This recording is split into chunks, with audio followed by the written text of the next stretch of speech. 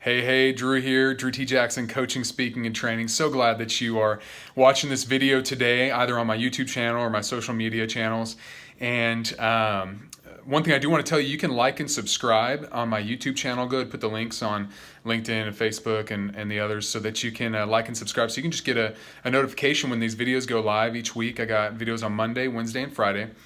And then I'll have either a training or an interview that goes out on Thursday. So lots of great content. You can come here, short videos Monday, Wednesday, Friday, usually a longer 25, 30-minute training or interview with a small business owner on Thursdays. But so Wednesdays I talk about team leadership, leading your team, developing your team.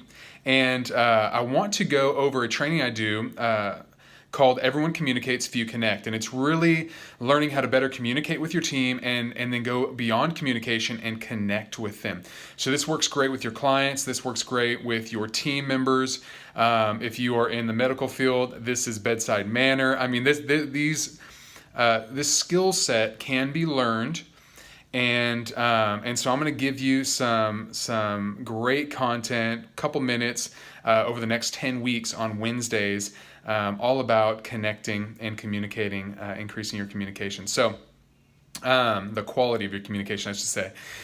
So here's the first lesson, and the title is Connecting Increases Your Influence in Every Situation. Connecting increases your influence. And we know that leadership is influence, so connecting increases your influence in every situation. And there's a presidential historian named Robert Dallek, I believe, Robert Dallek, and he found that all successful presidents exhibited 5 skills or qualities. So there were 5 skills or qualities that were exhibited by all successful presidents throughout history. And one was vision. Number 1, vision. They had a vision. Number 2 was pragmatism. So practical and able to put together a practical plan, pragmatism. Next was consensus building.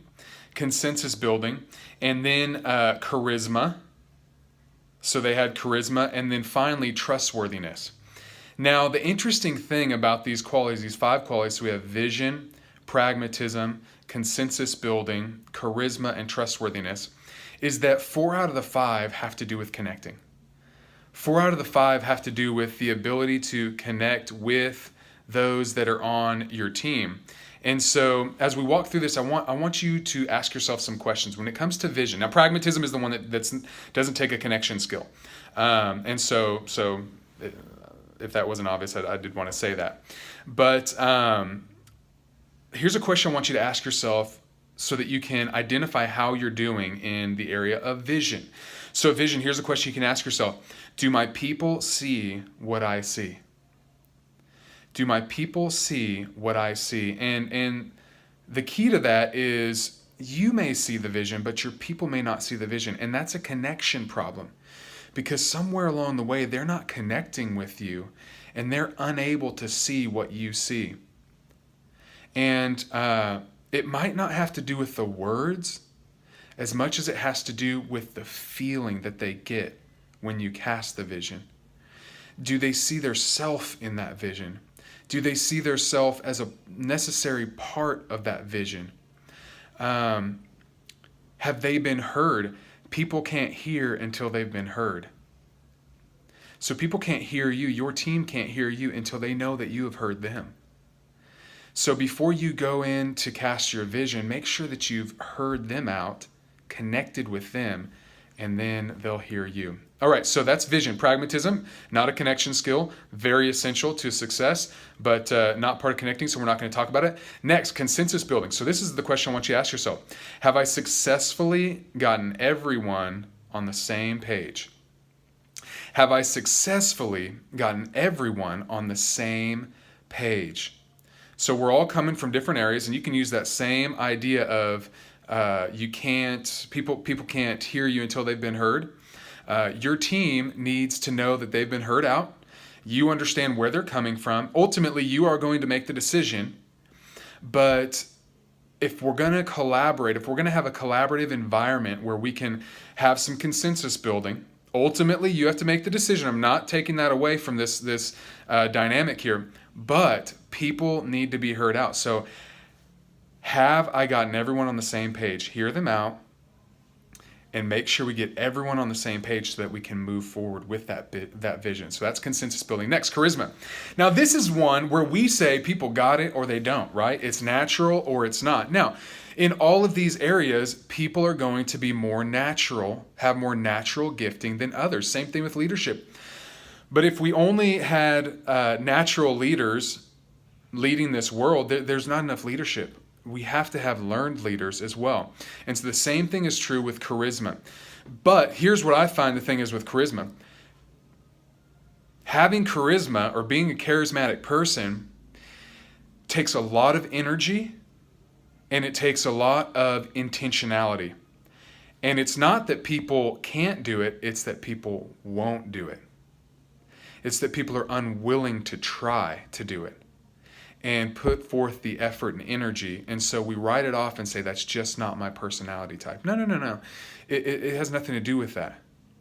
It has to do with your willingness to grow in that area and your mindset on that. And so charisma, here's the question I want you to ask yourself. Do I extend grace to those around me? Charisma, if you look at the etymology of the word, goes back to a Greek word, and it's grace gifts. Grace gifts. That's where we get our word charisma today. Has to do with grace. Are you extending grace? Do people feel that you have extended grace to them? And how does that play out? Give me a tangible way. Okay. That plays out in, do people feel that they can be the authentic them around you? Do people feel like they are the highlight of the show when they're around you, or do they feel like you are? Do they feel like you're amazing, or do they feel like they are amazing after they've been around you? If you can make people feel like they are amazing after they've left your presence, that's charisma. And they'll come back for more and for more and for more. So I don't care if it's your clients, if it's your team members, you will build loyalty if you work on your charisma and work on extending grace to those around you. Less about you, more about others. All right, next, trustworthiness. And this is simply, do I have a track record of credibility? Do I have a track record of credibility? And this is something that you have to work on. It takes time. It's not overnight. It's something that you make the decision and you start going in the direction of credibility and trustworthiness, and you'll gain and develop that track record over time. And it is transferable. You are able to transfer it into different spheres and different influences with other people through recommendations, through endorsements, but you have to start. So do I have a track record of credibility? So connecting is the ability to identify with people and relate to them in such a way that it increases our influence with them. Okay? Leadership is influence, nothing more, nothing less. And I want to encourage you to increase your influence with your team by growing in the area of connecting. All right, I hope that benefited you today. I hope you ask yourself those questions, like and subscribe to my channel.